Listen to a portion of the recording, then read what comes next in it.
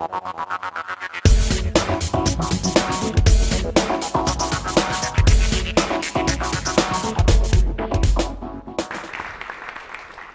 you, Dr. Piper, and I'm thrilled to be part of the Josh McDowell Institute this coming. That's fantastic. Sure proud of you, Dad. I always knew you'd amount to something. So, no, I'm just kidding. Very thrilled and honored to be a part of this and follow some of my friends and colleagues who did fantastic presentations. I was in line recently getting one of the recent versions of the iPhone. I had to have it. Came out on a Friday, so I got in line on a Saturday. And I was waiting in line. I got there about 11 so in the morning, left about 4 o'clock with my phone. So I was standing in this mall in Orange County, Southern California, where I live, for over 4 hours waiting for my phone. The line went out of the store and went down about 4 or 5 stores. As I'm standing there, these 3 high school students come and walked up right to the guy next to me. And they said, "Hey, we're talking about Jesus. What do you think?" The guy turns around, leans on the railing, and completely ignores these students. A little embarrassed, they start to walk away. I said, "Hey, what are you guys doing?" They said, "Well, we're talking about Jesus. What do you think?" I said, "I'm not even sure Jesus existed. Do you really believe that Christian stuff?" This guy says, "Of course we do. We think Jesus is the Son of God. He died on the cross for your sins." He starts preaching the gospel to me. I looked at him. I said, "Well, why should I believe that story? Why should I believe that?" He holds up his Bible. He says, "Because it's right here in this book, which is the Word of God." And of course I said, "Well, why should I trust that book? How do I know that book is true?" He said, "Well, if you turn to this passage in 2 Timothy, it tells us that all Scripture is inspired." Is that a good argument? Yeah, if you want to know if the Bible's true, I said, you can't use the Bible to prove itself. I said, "Is there any evidence outside of the Bible telling us what's contained in the Bible is actually true?" He said, "Yes, don't you know? There's these tens of thousands of ancient manuscripts that tell us we have the Bible exactly as it was first written down." I said, "Really? Do you know how many words are in the original Greek New Testament?" And at this point, I know exactly what he was thinking. Why did I have to talk to this guy? He said, "No." I said, "About 136,000 words. Then I said, "If you take the different manuscripts that you're talking about and compare them, do you know there's between 300,000 and 400,000 differences across these manuscripts? That means for every word in the Bible, there could be 2 or 3 other words. A minute ago, you said the Bible's completely translated correctly. Now we know it's not. Can you explain that to me?" He goes, "What do you think about evolution?" I said, "I'm glad you asked. The evidence is overwhelming. Don't you know we have vestigial structures in our back left over from our ancestors with tails? Don't you know humans and chimps share 99.5% DNA? Haven't you seen an embryological development?" I'm going on. This guy's just backing up like this, and his eyes are getting bigger and bigger. All of a sudden, I stopped. I said, "You know what? I got a confession to make. I'm a Christian." And I wish you could have seen his response. He goes, "Oh." But then a girl standing right next to him looked really bothered by this. She said, "Wait a minute, was all that true?" I said, "Well, look, I'm a Christian. Like you, I believe the Bible's true. Like you, I don't buy this Darwinian story, and I believe in intelligent design. But the difference between me and you is I know why I believe it. No, a lot of that wasn't true. But don't you think if you're going to go out sharing your faith with people and tell them they should believe in Jesus, you should have some good reasons why this is actually true and be able to back it up?" They agreed, left, went on their way. 10 minutes later, I'm facing this direction. Feel a tap on the shoulder. I turn around. It's 3 new students who say, "Hey, we're talking about Jesus. What do you think?" Well, I'm just tired of sitting in line, so I start launching into my charade again until I look over their shoulders, and I see the original student who set up their friends to convert the atheist. Now, it's not only students, right? That's exactly what some of you here would have done as well to your friends. Now, you earlier heard Frank Turk talk about just the assault that's going on college students. You know right now of high school students who say they're believers in Jesus, whether they are or not, only God knows, but they say they're believers in Jesus. During the university years, between 40 and 59% will disengage the church. Not all will become atheists and leave their faith, but between 1/3 and 2/3 disengage the church, and between 30 and 60% will not even come back. That means we're losing a lot of young people because they're simply not prepared to explain why they believe what they believe. Now, I had planned a lecture to give this afternoon, and sitting in the back, the teacher and me, I've taught high school for 10 years. Now I'm still part-time at high school, but I teach at Biola University. The teacher and me said the last thing they want to do is sit through another 50-minute lecture. So I'm going to do something different. I'm going to do something that is my favorite thing to do with students. Give you a piece of the experience of what our students go through. And then I'll step out of character the last 10 or 15 minutes, say, what do we learn from this? How do we apply it? And how do we specifically reach students? Now you're probably wondering, what on earth is he going to do? Well, fortunately for you, I brought along with me my atheist glasses. See, when these glasses go on, my worldview transforms, and I will become an atheist. My goal will be to present atheism as articulately and well as I can. Abdu, you cannot participate, my friend. Frank, stay out of this. And just invite questions and challenges or clarification from you. And I will do my best to respond as an atheist might. That's it. Now, I have read a lot of atheist books. I've had debates with atheists. I have a friend who's an atheist that I actually mentor, by the way. So I'm not just kind of making this up. I will do my best to present it. I'm not saying every atheist believes the perspective I'm going to take. Right? We realize there's probably as much variety amongst atheists as there are amongst theists. You could have a Marxist, you could have a nihilist, an existentialist, a secular humanist, and someone who calls himself an atheist and doesn't even know what that means. All right? So when this goes on, I'm going to become an atheist. We'll take some questions, and I just ask that the questions be as pointed and quick as they can, just so as many people can ask questions. But if necessary, I certainly would like to allow you to respond and follow back so we can have a question and I won't have to filibuster like Ted Cruz. Okay? So, by the way, if someone comes in late, can you tell them what we're doing?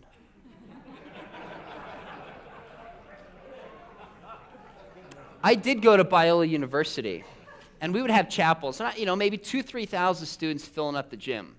And this guy, he was a missionary to Muslims, and he was leading a chapel role-playing a Muslim. Well, so he had this Arabic garb on, and he was speaking in Islam and inviting questions from the podium and then responding to students as he thought a Muslim might respond. Well, this Biola student comes in late from the back, and he walks in the gym, and he's looking around, seeing what's going on. He shouts at the top of his lungs in front of the whole student body. He says, "This is not the house of Allah. This is the house of the one true living God." Awkward silence. Obviously, he didn't get the memo. So every time I saw him, I'm like, yeah, there goes that guy, right? Don't be that guy. If someone comes in late, tip him off, all right? You ready for this? So I'm going to tell the story of a friend of mine who's an atheist to kind of set it up for a couple, 3 minutes, give a little background, then invite some questions.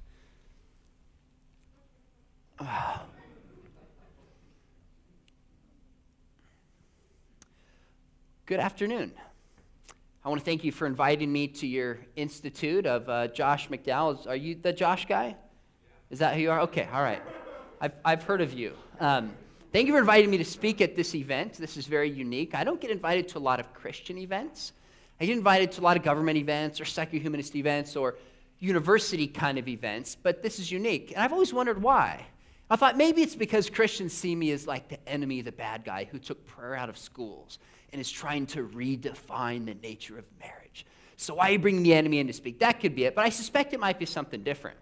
I suspect it's because you and I have just a fundamentally different way of thinking about the world. You see, rather than being a person of faith who just believes in something without evidence, I'm a man of science and a man of reason, meaning I follow things in which the evidence points. So if you're a person of faith, why bring in someone who's going to argue and reason on evidence? Right away, there's kind of a conflict there. So I suspect that maybe that's the reason why. I was just invited to come and talk about why I am an atheist, and then take some questions.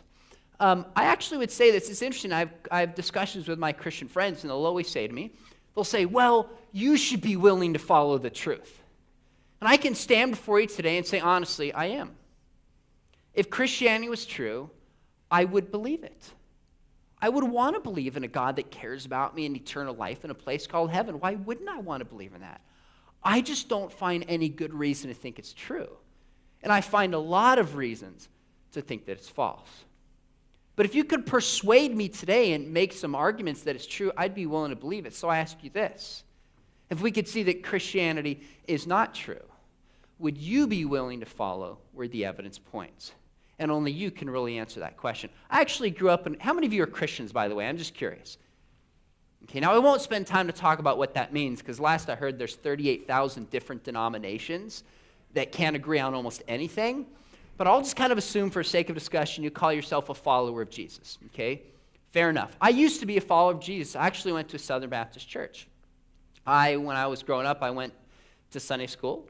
I went on youth mission trips to help feed people like down in Mexico.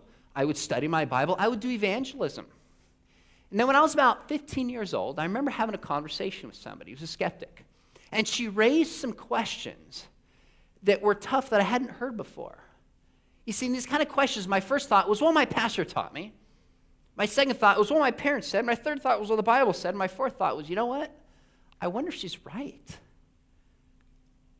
And to make a long story short, as I began to actually use my mind and investigate the evidence, I became convinced that, first off, there's no good scientific evidence that God even exists.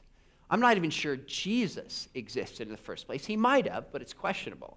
And the Bible certainly isn't God's word. It's full of too many errors, too many scientific mistakes, too many contradictions, and flat-out immoral teaching like misogyny, slavery, homophobia, and genocide to come from a loving, holy God.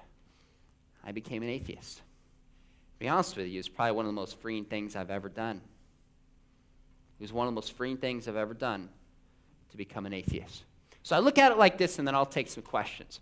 How many of you have studied the ancient Greeks, the Greco-Roman gods? You remember in English class or history class? How many of you studied those? Okay, I see most of your hands. When they couldn't explain something like earthquakes, what did ancient Greeks say caused it? The gods are angry, right? They couldn't explain rain. They said what? The gods are crying. No, gods don't cry. The goddesses were crying. But we understand their thinking now, right? They didn't understand a certain natural phenomenon in the world, and so they inserted God into an area in which they lacked an explanation. It's called God of the gaps. But as science progressed and we understood certain things like the hydrological cycle and plate tectonics, what do we realize? We don't need to appeal to the divine when we have a natural explanation. So as science has advanced, the room for God has gotten smaller and smaller and smaller. Now, if you want to insert faith in there, that's fine. I have no problem if you want to insert and believe something by faith.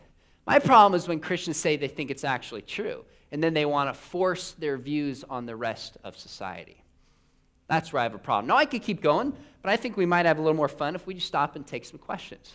So I got about 20 minutes for questions. What question or challenge would you like to raise to an atheist? Yes? Are you Bart Ehrman? Am I Bart Ehrman?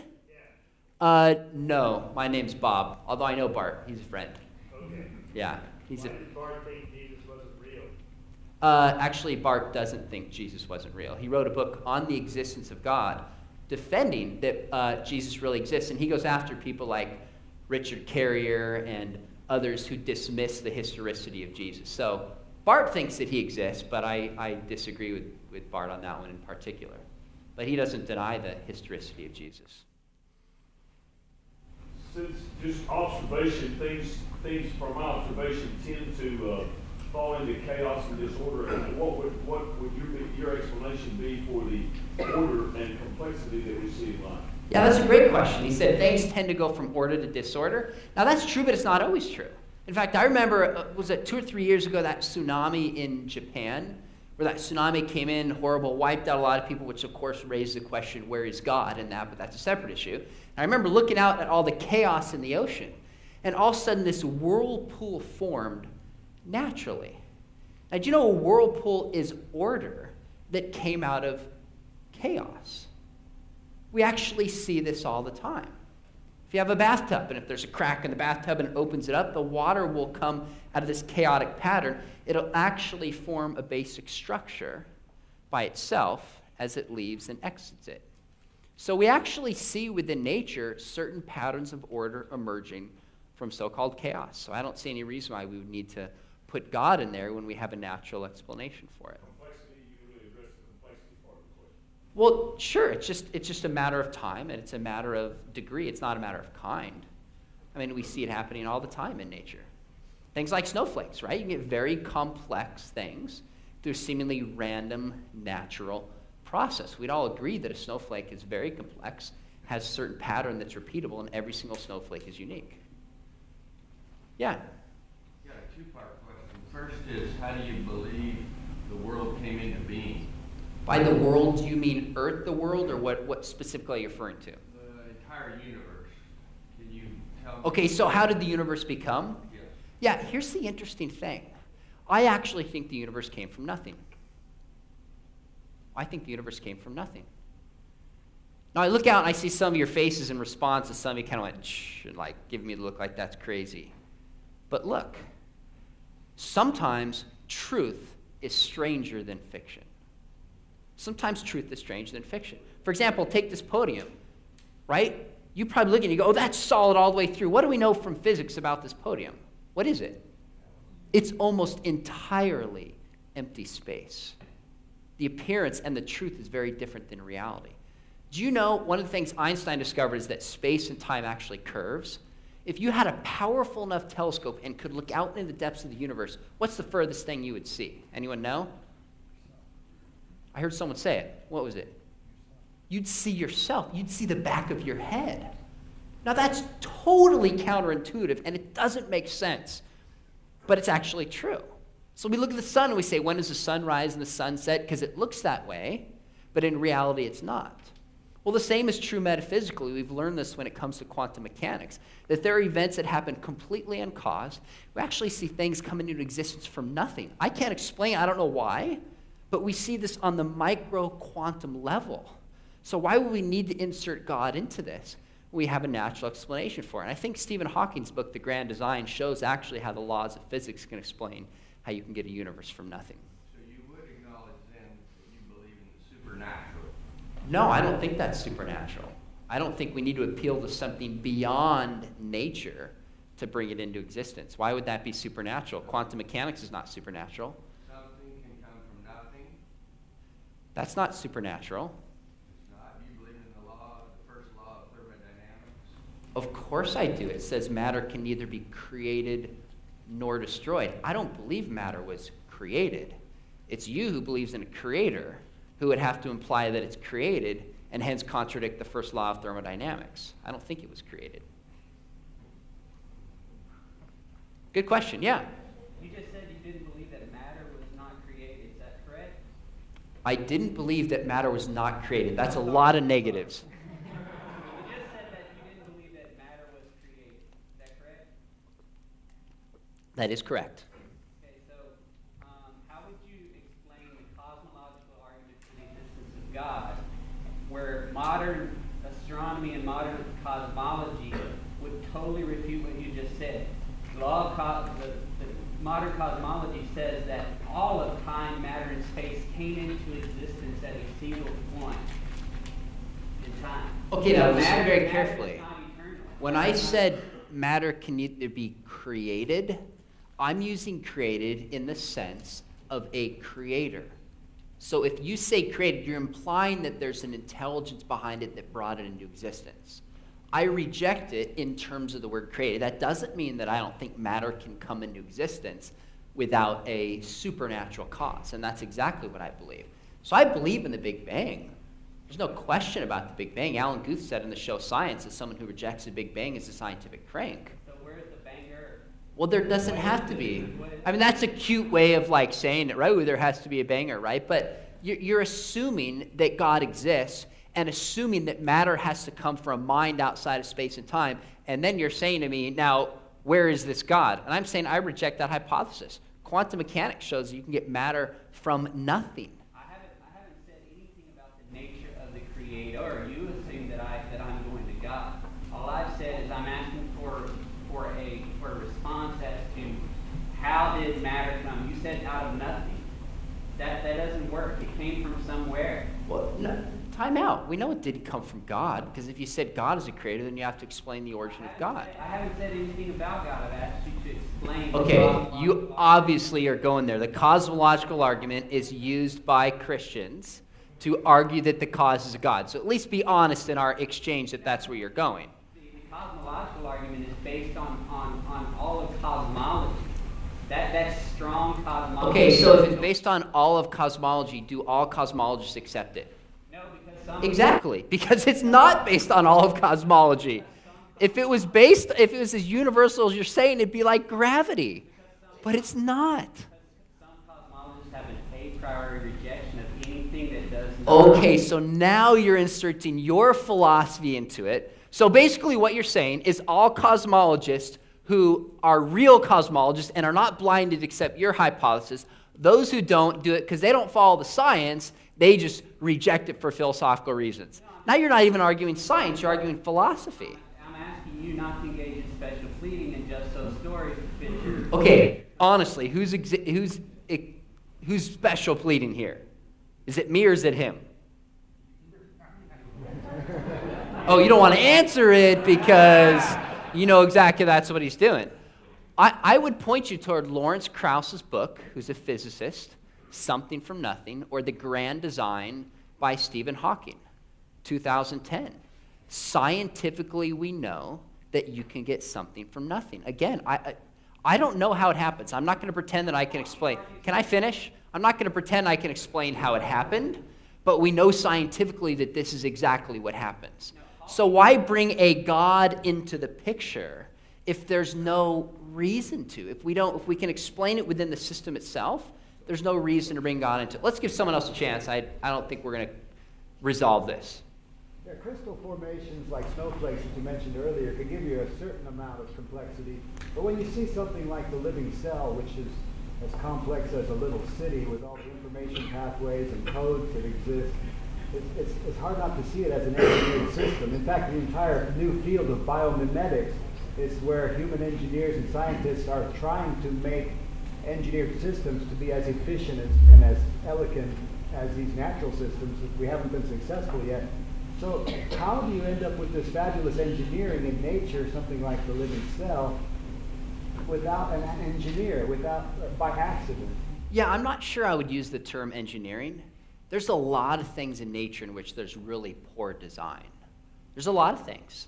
So you look, for example, at like the throat, right? Why would a designer make us with the throat the same way you breathe, which is the exact same way that somebody can choke and hence people die? Why would a designer put an appendix inside somebody in which they can die because it explodes and many people die every year because of this? It's kind of a useless thing left over from evolution. Why would a designer put the hole that a baby comes through just barely the size of the baby's head so it can barely make it through, and every year there's high infant mortalities, right? So when you say this like this exquisite, perfect design, there's a lot of things in nature that look more like they're the result of this blind evolutionary process than this exquisite design. So I think when it comes to the cell, the difference is biomedic engineering has been around like a decade at most, right? Maybe a couple decades. Evolution has had billions of years, billions of time, and unbelievable resources to get it right. So it's kind of comparing apples and oranges. Well, to make judgments about the designs in nature, one would have to know all of the intentions of the original designer and all of the constraints that exist. And from our limited human perspective, we don't know enough to make those kind of judgments. But compared to the... Yeah, I'm not sure we need to know that. I mean, there's clear examples of bad design, even evil design, like viruses in nature, which significantly would count against any kind of Christian designer, that's for sure. In making the judgment about design, you really only have one thing to compare it to, and that's human engineering. And really, when you look at the engineering within nature, it far surpasses anything we're able to do with human engineering. Well, actually, apes engineer very simple, basic things, like they'll use tools because they have kind of a rudimentary type of intelligence, but not the level of human beings. But again, I mean, look how long evolution has had.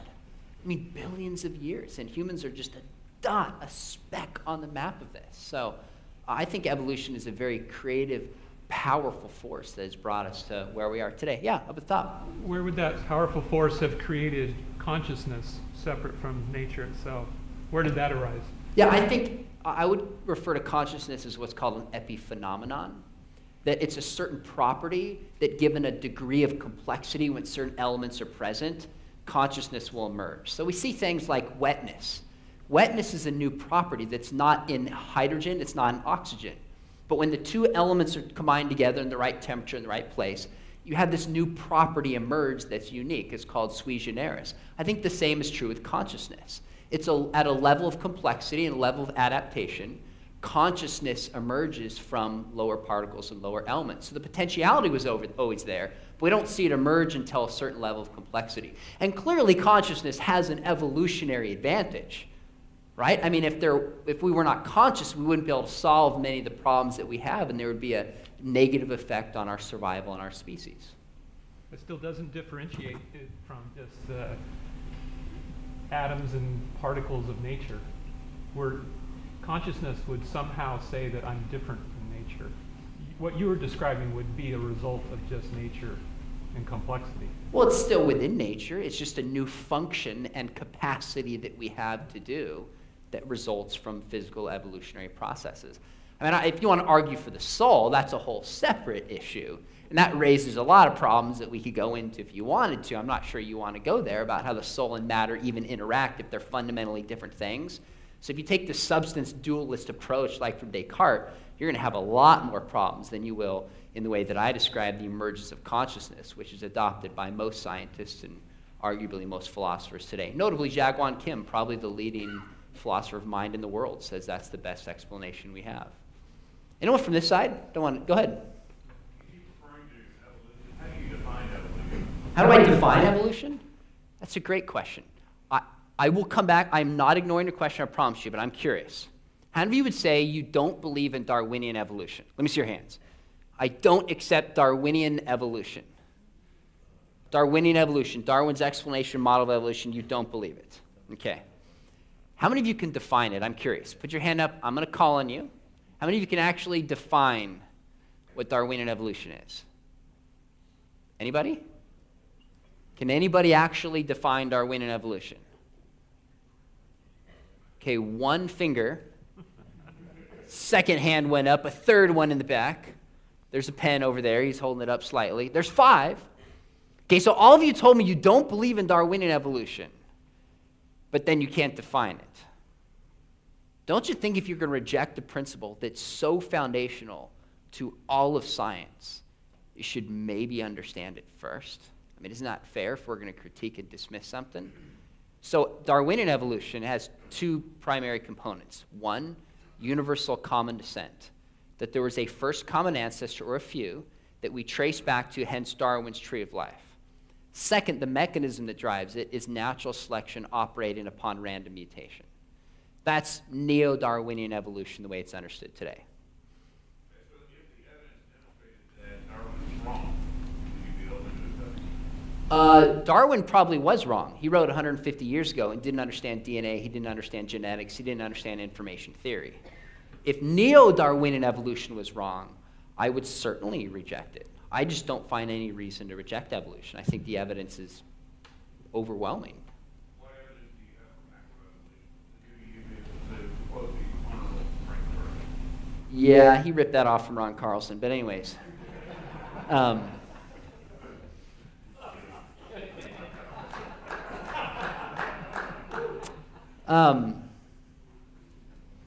I would point you towards a handful of evangelical Christians, one by the name of Francis Collins, 2 by the name of Carl Giverson, 3 by Venema. And I actually read an article by Venema, he describes himself as an evangelical Christian. He posted an article not too long ago on how information can arise through the blind process of Darwinian evolution. Because one of the ways that people have pushed back is they said, well, you can't get increased information through this process. And there's actually scientific models that can be demonstrated an increase in information over time, substantiating Darwinian evolution. I could point to vestigial structures, things like legs that whales have. I'd point towards the fossil record as a whole, many intermediate links that we have. I'd point towards things like vitamin C. Interestingly enough, only humans and chimps are incapable of developing their own vitamin C because they lack a certain gene. That's why we have to take vitamin C pills, right? Or you get scurvy. Well, why would only humans and chimps lack that? The best explanation is we share a common ancestor. So those are a few of the reasons. I mean, I don't know how much you want me to give, but I think it's overwhelming. Well, other than the fact that irreducible complexity that rules out the link within the fossil record or anywhere else, there's Darwinian evolution as opposed for microevolution is what we refer to as adaptation. That I think we can see clear evidence of. Are you referring to Michael Behe's argument from irreducible complexity? Have you read The Flagellum Unspun by Brown University professor Kenneth Miller in his 2004 book, Darwin vs. Design?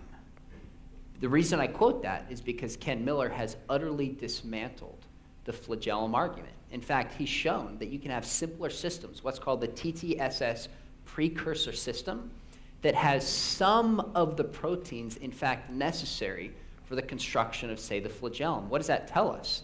That the flagellum's not irreducibly complex, and you can have simpler systems that have some of the parts, not all the parts. So that's why some of these design arguments, I hear them, but when I probe further, I just realize, man, the evidence is really not there, and there's plausible naturalistic explanations for them. So I think you should check out Kenneth Miller's article. I think it's quite compelling. Yeah, we'll take a couple more. How do you determine right versus wrong for yourself personally? How do I determine morality? Same way that you do. Conscience, experience, how it affects people. Yeah, I believe in the golden rule. Now, you might be thinking, oh, Jesus said it, gotcha. Look, Buddha said, allegedly said, see yourself in others, which is what? Kind of the golden rule. You see it in Hinduism. You actually see it in Scientology, interestingly enough. You see it in ancient Judaism. Do you see it in Islam? Is there a principle in Islam? It's kind of a universal human principle which tells me we have a common ancestor that we've all evolved from. Yeah, up top. What happens when you die? Well, I think when I die, it's over. Life ends. Yeah, that's it. What's your purpose for getting up in the morning? Well, first off, I would say I used to think that there was a heaven, and for me, and a lot of Christians I know, it's kind of like taking a drug and distracting myself from reality. So the fact that I realize this life is all I have, I'm going to seize the day and do the best I can for humanity, do the best I can for my family, maybe leave a legacy behind in my kids and my grandkids and human nature and humanity when I'm gone. Life is a good thing. I don't think it came from a God. I don't think there's a cosmic purpose, but that doesn't take away the value of life as I live it right now. So why would you do those things if it's essentially self-interest? Well, I don't know why that would it's you just care? self-interest. Explain that. Well, I do things for my family because I want them to be, taken care of. I'll do things for society. But, I mean, give me a break. You guys act from self-interest. Even the Bible says earn rewards in heaven. That's self-interest. So don't act like I'm the one who acts on self-interest and you don't. But is that the controlling principle of your life? I hope not. But I would say, in some ways, self-interest is not necessarily bad. I think we could agree on that. Jesus said, love others as you love yourself. Even Jesus said to have self-interest. Why did he say that? Because if we take care of ourselves, then we're more likely in a better position to actually take care of other people. Self-interest is different than selfishness. Yeah. I'm a gambler? I like the song by Kenny Rogers, but I don't know if I'm a gambler. What do you mean?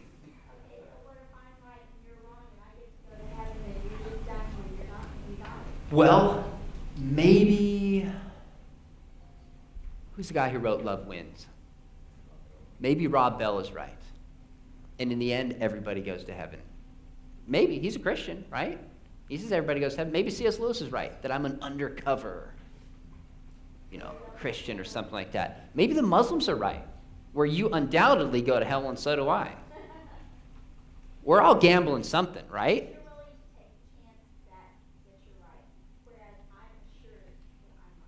No, there's no way. We're all gambling on what we think is true. Absolutely, right? Some of my Muslim friends say, oh, I'm certain I'm right, and you tell me you're certain you're right. Well, someone has to be wrong, right?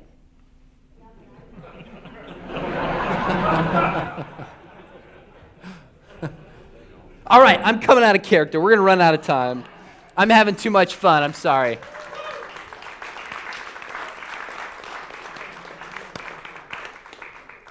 All right, so let's just talk about this for a minute, okay? You guys were throwing some hard-hitting questions. I should have known the type of audience that would show up to inaugurate an apologetics conference and institute. These would be hard-hitting. You asked some great questions.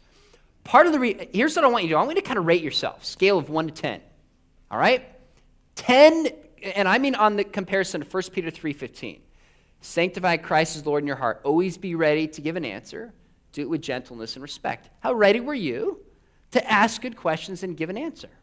10 meaning I own that atheist. In love, of course. 1 meaning I just got steamrolled by that atheist. And only you know the answer. Be honest with yourself. Write down where you would rate yourself.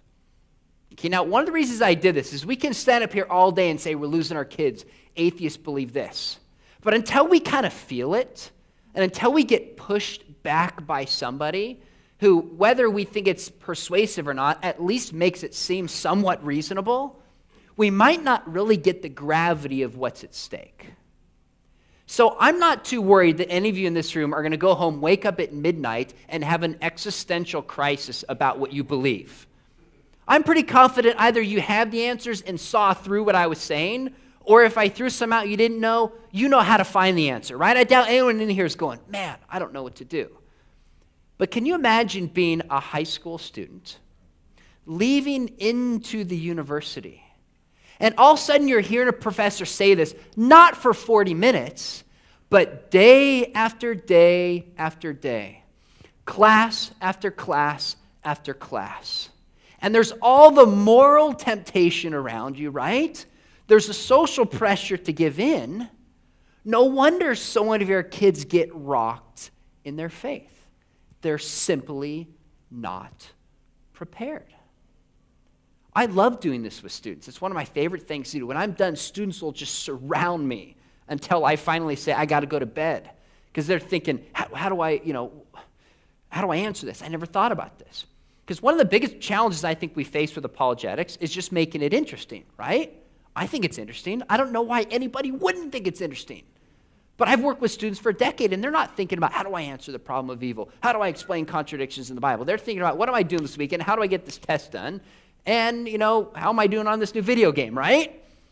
But when I do this role play, all of a sudden it kind of shakes them up, and you realize that under the surface, they are asking these questions. And they're made in the image of God. And they want to make sense of truth. And they want to live what is real.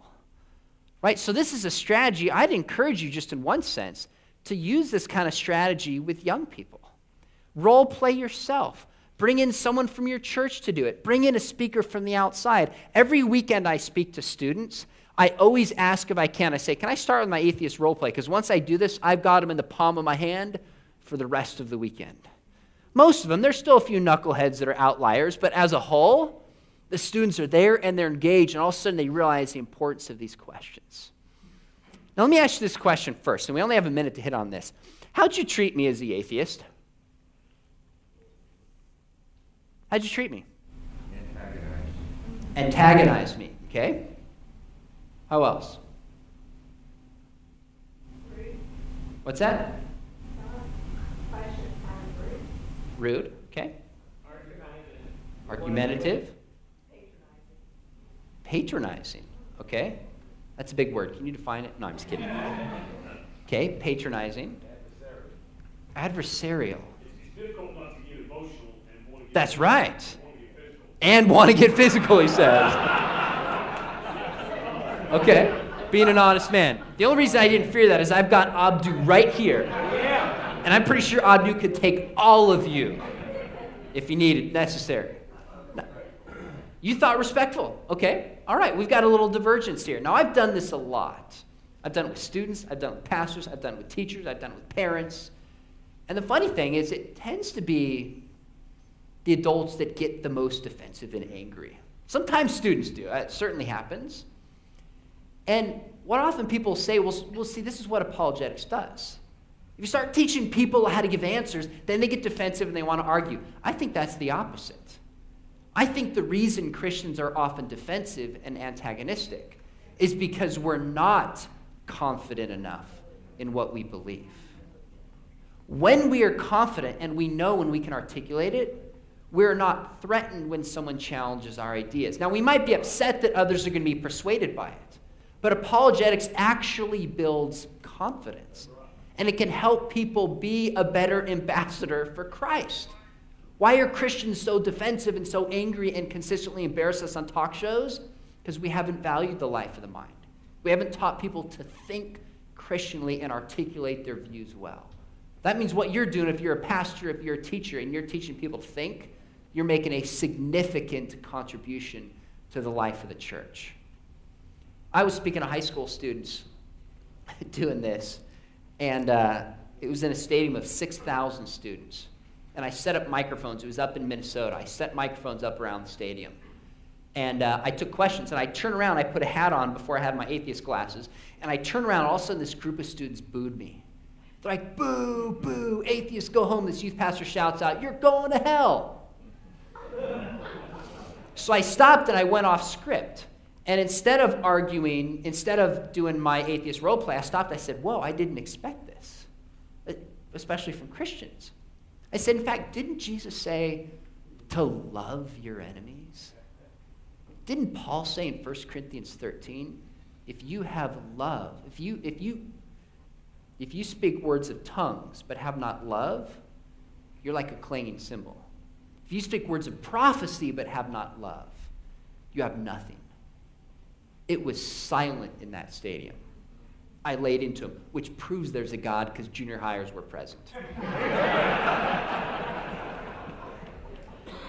The next summer I was doing this, about 600 students at a camp in Salt Lake City, and I turned around to do my atheist role play, and this group of students were like, woo, we love you, thanks for coming, atheist, and it totally caught me off guard. That just doesn't happen. So afterwards I said, why were you guys cheering for me? They said, well, we were part of the group that booed you in Minnesota.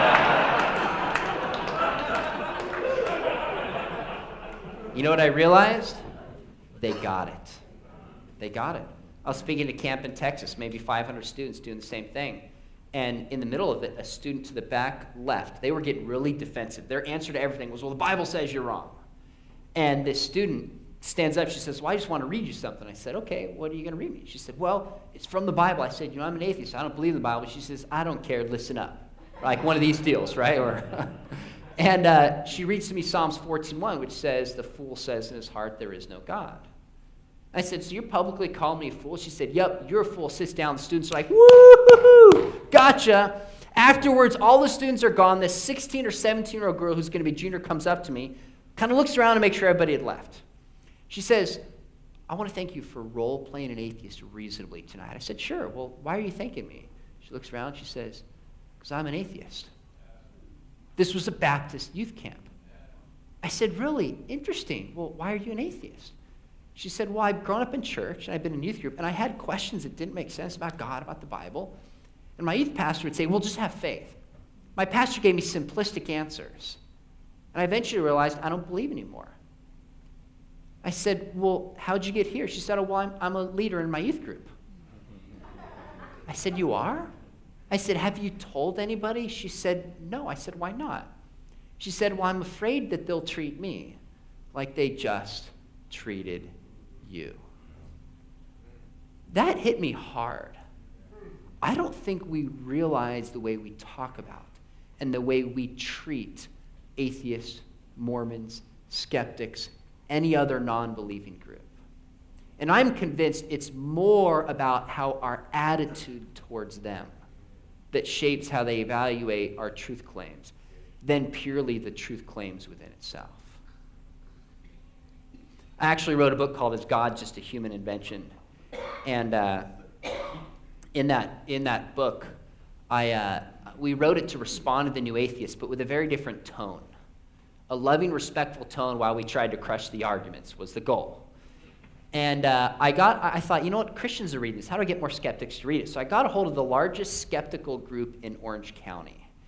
And I called the guy up. I said, hey, my name's Sean McDowell. I wrote this book. He'd actually seen me debate, so he's familiar with me. I said, hey, I'd be willing to come to your skeptical group, sit in the hot seat for a couple hours, and you can ask me any question that you and all your skeptical friends want to.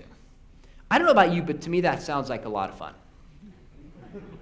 I don't pretend I have all the answers. In fact, I'm very aware that I don't. But my goal was a little bit different. I brought a copy of the book, I signed it, gave it free to everyone who was there. There's about 20 people. Sat in the hot seat, and they asked me questions like when the soul got into the body, political questions, questions about Jesus and other religions. And at the end, I had asked them, could I have 15 minutes to ask you questions? And I could have asked them great questions about the origin of information. That's a great question. Could have asked them about the origin of the universe. Great question. Could have asked them about the historical Jesus or meaning in life. Great question. Instead, I just said, I got a question for you. I said, I'm a Christian because I think it's actually true. I said, what could Christians do better to reach skeptics? In other words, what things do we do that really hurt our cause?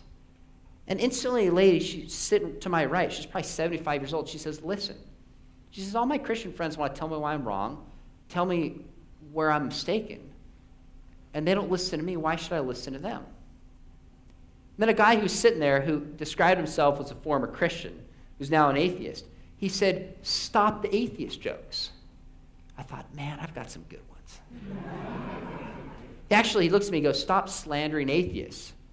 And I'm like, slander, that's a strong word, right? I'm thinking, okay, this is over the top. He told me that he goes to a church occasionally, sits in the back. And just no one knows he's there, no one knows who he is, and he just listens. He says, time and time I go to a church, they rip on atheists or some non-Christian group. I remember thinking, it's not that bad, give me a break. Within a few weeks, I'm in church, and the pastor tells a joke, inappropriate, ripping on atheists. My leg still hurts because my wife grabbed my knee, and she's like, see, that guy was right. And it just hit me that it's not about us versus them. It's not about shooting them down with the truth.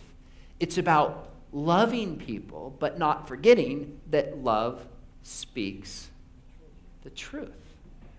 Right? You can't force anybody to believe anything if their heart's not open. And sometimes it's love and it's patience and it's caring and it's a gentle voice that breaks down barriers and allows us to speak truth. I hope I'm wrong about this, but I think more pressure is coming on Christians than ever in America. I'm concerned about this deeply. And I think it's only a matter of time, and it may be at a place like this university where it costs us something as Christians to simply believe and stand for what we think is true. Now, it's a lot harder for a non-believing world to look in and call us arrogant, ignorant, and intolerant when we're loving the way that Jesus loved. But mark my words, Jesus is the greatest lover who's ever walked this planet, and they crucified him. You think they'll do any different to us? Now is the time to stand for truth, lovingly, patiently, and caringly. Now is not the time to cave. Now is the time to teach truth and preach it more strongly than we ever have, but not from a position of power, from a position of brokenness, and from a realization that we only have truth because somehow God has chosen us. It's that approach that's going to enable us to lovingly reach a world that has rejected the things of Christ. Amen? Well, I could keep preaching it, but we got a question and answer period coming up. So if you have any issues sitting there going, wait a minute, what on earth was he talking about? Fortunately, I will be joined by these great minds that can help us work through some of these issues. So I hope that was helpful. Can I just say this? At the end, I was going to talk about resources, some specifics.